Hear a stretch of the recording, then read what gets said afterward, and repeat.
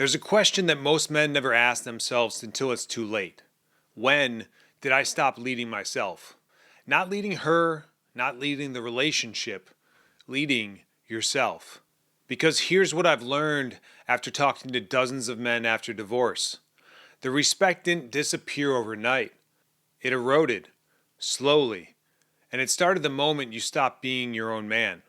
I'm not here to talk about what she did or didn't do.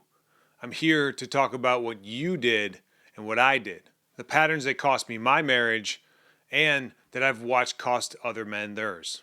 I'm going to break down 4 ways that men abandon self-leadership, the mechanisms behind why it destroys everything, and what actually it takes to become a man worthy of respect, starting with respecting yourself. Let me tell you what happened to me. I'm an air traffic controller. My job is making decisions, rapid fire, high stakes, and lives depend on our clarity, our precision, and our quick calls. For 8 to 10 hours a day, I'm answering questions, solving problems, and making judgment calls that can't wait. And then I come home. What do you want for dinner? I don't care. What do you want to do this weekend? Whatever you want. Where should we go for vacation? You decide. It didn't feel like surrender. It felt like relief. I was exhausted. I'd been making decisions all day. The last thing I wanted to do was more questions. So I stopped answering them. And here's what I told myself. It doesn't matter. She can pick the restaurant. She can plan the weekend. These things are small things. Who cares?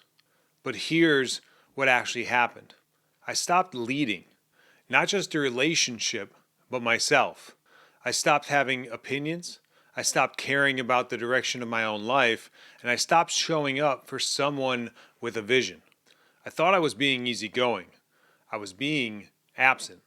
I thought I was keeping the peace. I was checking out. And from any outside perspective, from her perspective, it would probably have looked like I stopped caring about the small things, about the big things, about us. By the time I realized what I had done, it was too late for my marriage. But it's not too late for you. Here's the mechanism. Not philosophy, logic. Respect isn't given, it's earned. And it's earned by being solid. When you lead yourself, when you have standards, have opinions, directions, and follow through, people trust you. They know what you stand for, and they know that you're someone that can be counted on. When you stop leading yourself, when you defer everything, avoid everything, check out everything, that trust erodes. You become unpredictable, but in a different way. And not because you're volatile, but because you're absent. There's no one at home. This isn't about control. It's not about dominating anyone. It's about being a man with a backbone, a man who knows what he wants, a man who shows up. You can't expect anyone else to respect you if you have stopped respecting yourself. And that's what happened to me. I stopped respecting my own time, my own opinions, my own presence. And I gave it all away because I was tired. And then I wondered why everything fell apart. There are 4 ways that men abandon self-leadership, and I did them all. Number 1, they stop leading. Leadership isn't control. It's about having a direction. It's knowing what you want, making decisions, taking initiative, and having a vision for your life and inviting others into it. When every answer is, I don't know, what do you want? That's not a partnership. That's surrender. I told myself I was being flexible, accommodating, a good partner. I was being a ghost. Men think having opinion keeps the peace. It doesn't. It creates a vacuum, and vacuums get filled. They get filled by resentment, frustration, and by someone else taking over because you won't. You don't have to have an opinion about everything, but you do have to have an opinion about something. You have to care about the direction of your own life. If you don't care, why should anyone else? 2, they abandon themselves. I gave up on my friends, not all at once, but gradually. Work was demanding, time was scarce, so I let relationships slide. I gave up on my hobbies and the things that made me Well, me. I told myself I didn't have time. I told myself they weren't actually important. And I told myself I was being responsible. I gave up my opinions. I stopped disagreeing. I stopped pushing back. And I stopped being my own man. I made the relationship my entire world. And I thought that was love. It wasn't love. It was pressure. And it was me collapsing into someone else because I had stopped building myself. When you abandon yourself, you become a shell. You show up and there's nothing there. No depth, no edges, no you. That's not attractive. That's not respectable. That's barely alive. Number 3, they avoid conflict. I thought avoiding hard conversation was keeping the peace. It wasn't. It was building a bomb. Every time I swallowed my frustration, instead of speaking it, that didn't disappear. It accumulated. It turned into resentment. It leaked out in ways I didn't even recognize. And here's what I didn't understand. A man who can't handle conflict isn't peaceful. He's scared. And everyone knows the difference.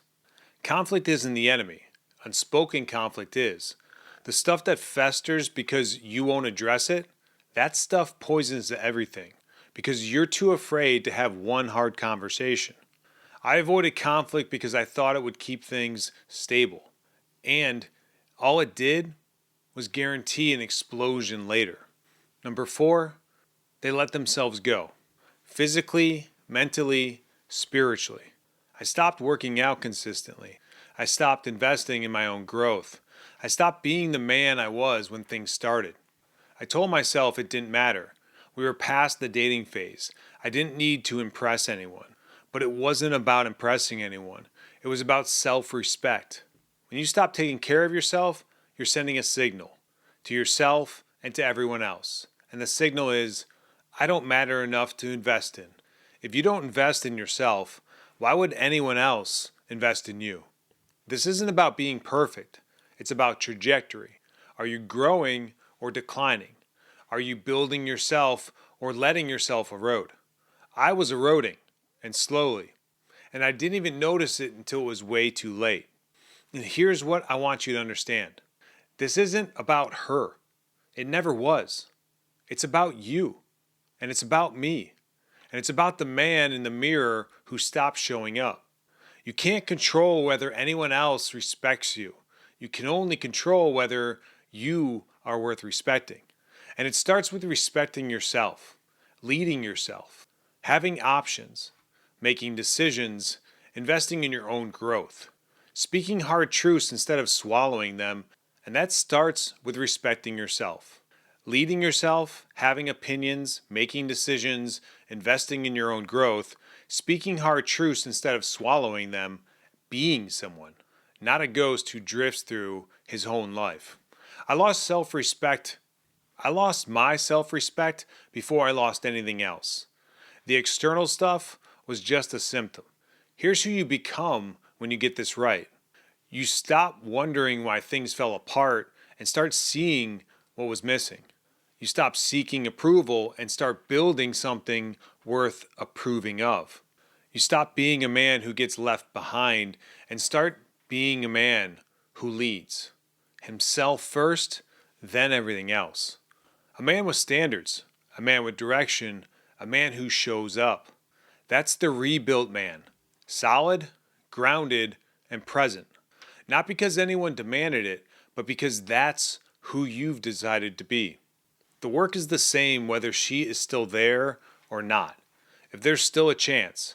If you're reading this and you're not too late, the work is becoming someone worth staying for. If it's already over, if you're where I was, the work is becoming someone worth being. For yourself, for your next chapter, for whoever comes next. You can't go back and undo the surrender, but you can stop it today. You can start leading yourself again, right now. Here's what I want you to do. Think about the last week. Where did you surrender? Where did you check out? Where did you say, I don't care, when you actually do or should? Write it down. One specific moment. Then ask yourself, what would that man I want to become have done differently? That's the gap. That's the work. Put your answer in the comments below. I read every single one of them. I'm Benjamin Kingston. I have nothing to sell you. Almost 7 years ago, my marriage ended and I lost myself completely. I spent every day since rebuilding. Now I help other men do the same. You're not in this alone. The journey never ends, and neither do you.